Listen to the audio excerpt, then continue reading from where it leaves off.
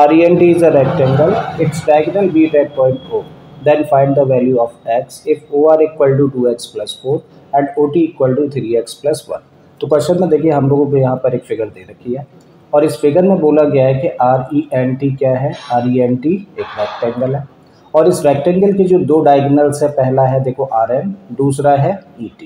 ये दोनों ही diagonals point O पर एक दूसरे को इंटरसेक्ट करते हैं। अब अगर RO की लेंथ 2x प्लस 4 हो, कितनी हो 2x प्लस 4, जबकि OT की लेंथ 3x प्लस 1 है, तो बताइए x की वैल्यू क्या होगी। ठीक है, तो क्या निकालना है हम लोगों को x की वैल्यू फाइंड करनी है। ठीक है, तो चलो स्टार्ट करते हैं और इसको स्टार्ट कर रहे हैं हम लोग रेक्टेंगल की एक प्रॉपर्टी के साथ में। और वो प्रॉपर्टी क्या है भाई, हम लोग जानते हैं we know that the diagonals of a rectangle are equal and bisect each other।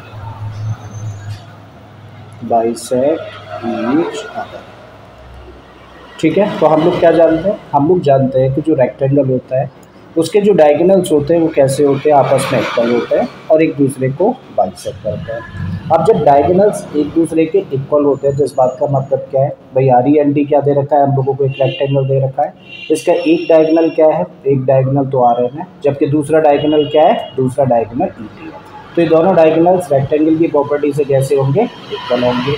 ठीक है, तो इस बात को लिखते हैं देयरफॉर RN यानी कि जो पहला डायगोनल है वो दूसरे डायगोनल ET के बराबर होगा। ठीक है, अब जब ये दो क्वांटिटीज आपस में इक्वल है तो भाई इनके हाफ भी कैसे होंगे, इक्वल होंगे। मतलब अगर RN और ET आपस में इक्वल है तो भाई हाफ ऑफ RN किसके बराबर होगा, हाफ ऑफ ET के बराबर होगा। करेक्ट है। अब एक चीज़ और हम लोगों ने यहीं पे बोली है कि डायगोनल्स एक दूसरे को बाइसेक्ट करते हैं। बाइसेक्ट करने का मतलब क्या होता है, बाइसेक्ट करने का मतलब होता है कि एक दूसरे को इक्वल पार्ट्स में डिवाइड करते हैं। तो भाई डायगोनल्स एक दूसरे को बाइसेक्ट कर रहे हैं, इस बात का मतलब है कि जो RN डायगोनल है इसका जो RO पार्ट है वो किसके बराबर होगा, इस NO पार्ट के बराबर होगा। ठीक है, तो ये वाला पार्ट इस पार्ट के बराबर होगा और क्योंकि दोनों पार्ट्स आपस में इक्वल है तो हर एक पार्ट क्या होगा, पूरे का आधा होगा। मतलब चाहे तो RO की जगह पे हम लोग क्या लिख सकते हैं, RO किसके बराबर होगा, पूरे डायगोनल के हाफ के बराबर होगा। ठीक है, बिल्कुल इसी तरीके से देखिए जो ET डायगोनल है इसका ये पार्ट किसके बराबर होगा, इसके इस पार्ट के बराबर होगा। मतलब EO इक्वल होगा किसके, OT के। ठीक है, इसका मतलब चाहे तो हम लोग OT को क्या लिख सकते हैं, OT is half of ET। ठीक है, तो बिल्कुल यही चीज़ हम लोग यहाँ पे करने जा रहे हैं भाई, हाफ ऑफ RN। तो RN के हाफ की जगह पे हम लोग क्या लिख सकते हैं, इसकी जगह पे हम लोग लिख सकते हैं RO। ठीक है, तो रखिए यहाँ पे रख दिया हम लोगों ने RO। बिल्कुल इसी तरीके से हाफ ET की जगह पे क्या रख सकते हैं, ET हाफ, ET का हाफ, देखिए ET का हाफ क्या होगा, OT।